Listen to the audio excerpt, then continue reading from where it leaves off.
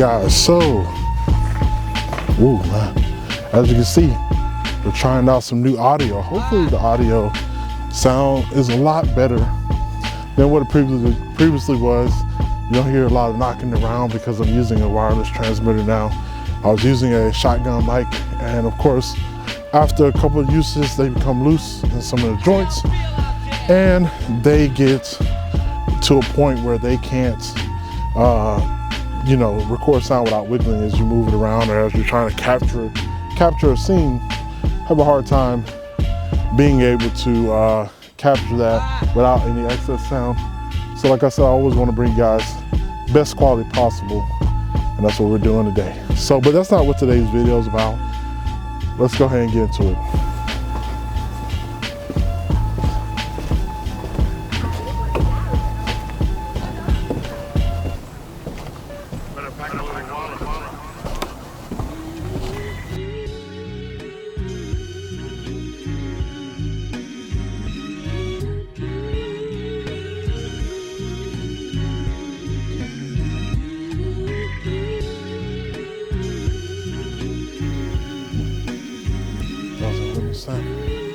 All right, so guys, welcome to the video. So today's topic is about, as you've seen, ideas. What are ideas but ways for us to communicate? As we create ideas and formulate things, we're trying our best to come up with ways to communicate a certain topic. Hey, how you doing? A certain topic, feeling, or subject, or even opinion on what we want our audience, our potential audience, to feel.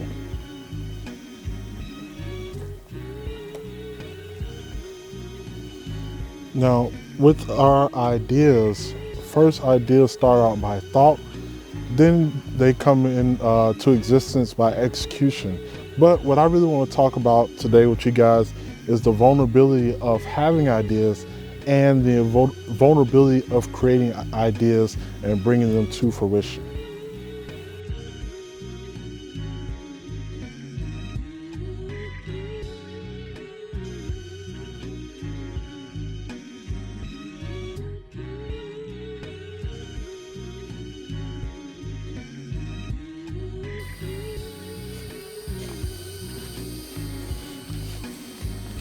Now you could be asking yourself, Mike, why even talk about this? This has nothing to do with photography. This has nothing to do with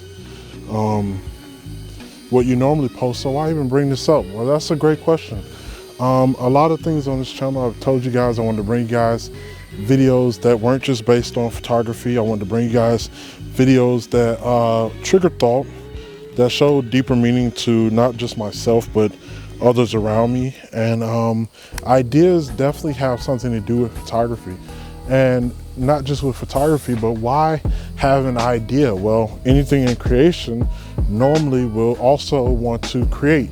That's how it is. Once we were created, we're going to also want to create, to feel the closeness to our creator. Now, I'm not going to get spiritual with you guys, but active creation, just like acts of cleanliness, put you closer to the creator, in my opinion. Now, my opinion may differ from yours.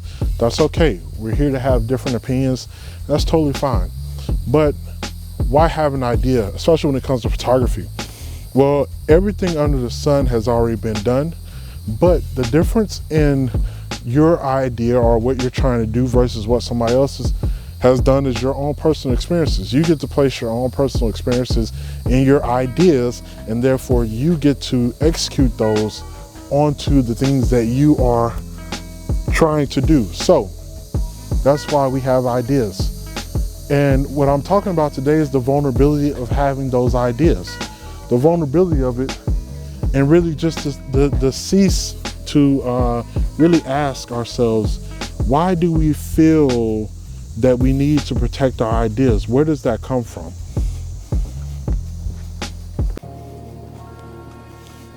Now, maybe you tell yourself, okay, well, I would have to protect my idea because it's my idea and it's something that I created and I don't want people to steal it. Well, in a way, your idea was inspired by somebody else. So couldn't you say that you pretty much stole the basis for your idea from somebody else. And in that way, you kind of lose ownership of the idea itself. So I come to the conclusion that even in photography, that in videography and filmmaking and things of that nature, that I only really own the process, which means I really only own the way that I go about getting to the final result. Because of course, the way that I do something is going to differ from the way that somebody else does something, and the way somebody else differs from them. And that's really all you own. Ideas are pretty much inspired by other people or other things in your life or your life experiences. And those things, though you brought them to fruition and you started with thought in your brain, essentially was based off something else, or something somebody else created and had a thought about. And their thing was also inspired by something that somebody else created. So you have to kind of bring yourself to this place of understanding that though you have an idea, and yes, it's great to protect the idea just to keep people from copying, even though they say copying is flattery.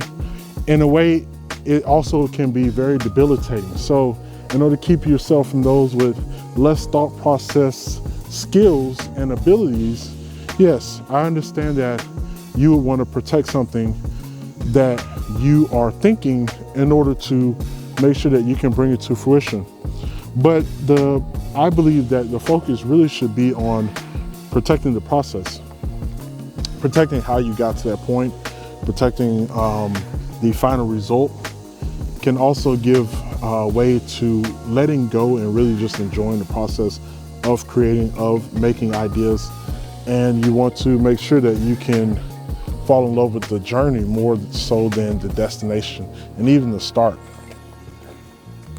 Now guys, of course, I'm not saying that you guys don't create your own ideas and facilitate your own creations, but I think that even for me personally, I can sometimes get lost in the final result and how things are perceived, rather than falling in love with the process of making the idea and bringing that idea to fruition the way that I want it, and then just letting it be free after that. Pretty much like how our Creator did. And again, I'm not going to get super spiritual with you all, even though I do believe in God, that's pretty much essentially what happened. God fell in love with the process of creation and creating, and then allowed those creations to live out their time expansion in a certain place. And that's the way that our photos are, that's the way our videos are. And a lot of times I find myself critiquing older artists like Da Vinci, like Jean Basquiat, and other artists who only reach fandom after their death, because I found that to be very sad. I found that to be very showing of how America treats art and how we see the creative field as a whole. And I was like, wow, that's really sad. Why can't they were really talented? Why couldn't they have found that fame instead of struggling when they were alive? And there is no timestamp on creation. There's no timestamp on what we put out in the world. And that's why a lot of YouTubers will say like, oh, well, I've been doing YouTube for 10 years and then I just started popping off. I did YouTube for 8 years and then I just started popping off. Or I was selling prints down by the boardwalk for 10 years and then I started popping off. Or I've been on tour to different art shows for 20 years and I've been making steady income, and then last year I just made a killing. Those things happen because there's no timestamp on creation. There's no timestamp on the things that we put out in the world, and we don't have any control on how people perceive them or the time it takes for them to perceive our ideas and creations. We just have to fall in love with the process of creating. Therefore, we will get much more enjoyment out of life instead of trying to figure out how to enjoy how others perceive what we create.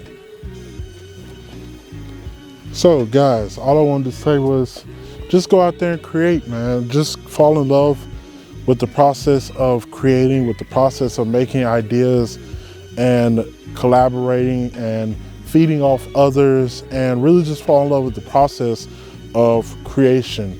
And I didn't want to get too super deep with you guys on this one, but I did want to share my thoughts on this. I've been thinking about this for the past couple weeks, and I thought that I would bring that to you so you guys could have a talk about it in the comment section. We could start that type of conversation. How do you guys feel about it? Do you think that you should protect your ideas and really just fall in love with the end result, or do you believe that the process is more important and the journey is more important than the destination?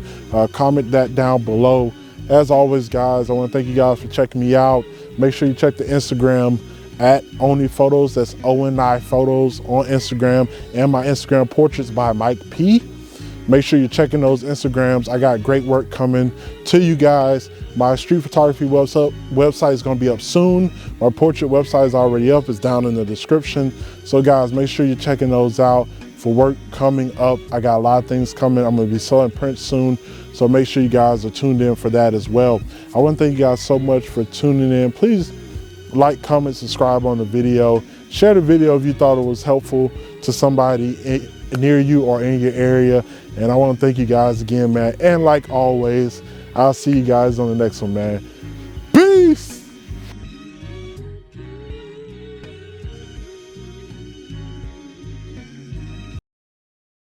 Better pack a little wallet.